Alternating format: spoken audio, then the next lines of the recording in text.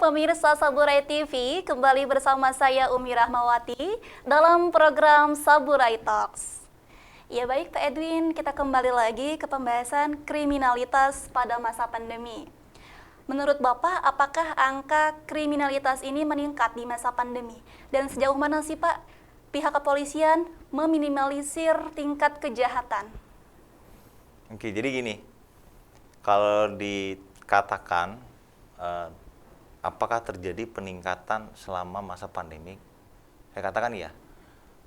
Yang sebelumnya itu sebanyak 600 sekian, terus sekarang sekitar 700 sekian. Artinya terjadi peningkatan sebesar kurang lebih 6% hingga saat ini ya. Nah, berkaitan dengan itu sendiri, tentunya dari Polres Lampung Selatan melakukan langkah-langkah pencegahan. Satu, pencegahan kita melakukan patroli Sambang.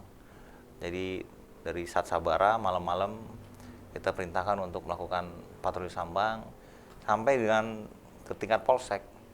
Polsek juga kita minta untuk melakukan patroli Sambang di mana jam-jam rawan. Karena kita kan lakukan aneks setiap bulannya, harapannya mereka melakukan tindakan-tindakan kepolisian yang menurut kita diperlukan untuk mencegah kejahatan. Nah, itu yang kita lakukan. Terus kemudian dari situ kita juga minta kepada warga melalui Binmas untuk menjaga dirinya dulu. Menjaga dirinya dan menjadikan dirinya sebagai polisi dulu. Kenapa? Ketika kita sudah menjaga diri dan menjadikan diri sebagai polisi, maka kita akan tetap waspada. Nah, harapannya seperti itu untuk mengurangi daripada kriminalitas. Iya baik Pak, terdapat banyak kriminalitas di Lampung Selatan yang terjadi di tahun 2021.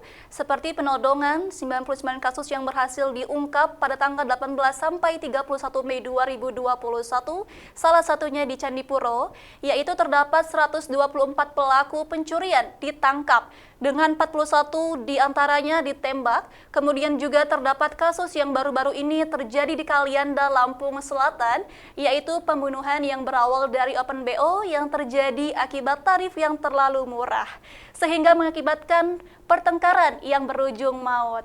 Jadi menurut Bapak, bagaimana sih upaya kepolisian untuk menyikapi kasus-kasus tersebut? Iya, sama tadi.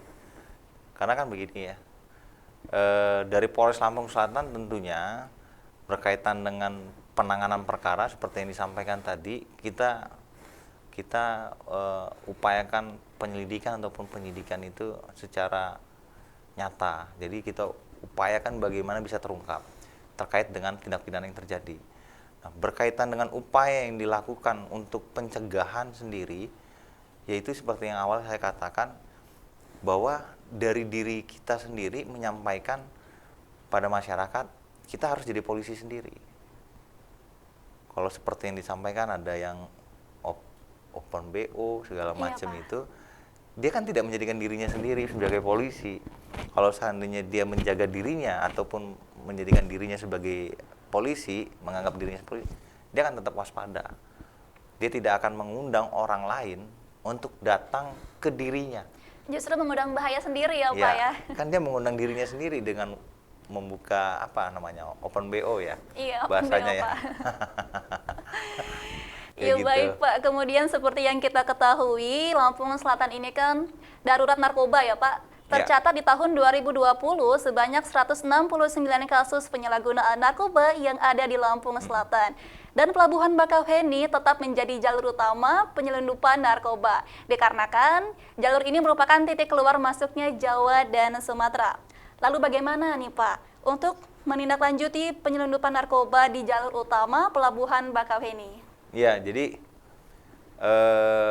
yang ada sekarang ini aja kita tetap lakukan yang simultan terhadap pemeriksaan kendaraan ataupun yang namanya kita katakan control delivery namanya.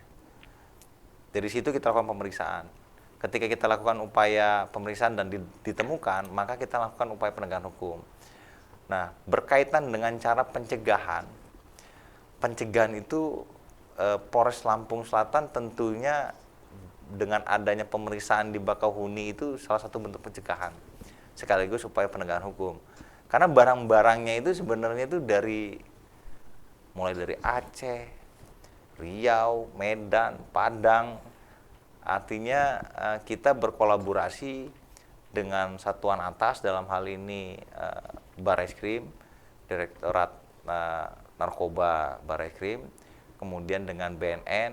Kalau kita juga koordinasi dengan BNNK di sini untuk menyampaikan terkait dengan banyaknya narkoba masuk ke wilayah Lampung Selatan karena melakukan penyeberangan.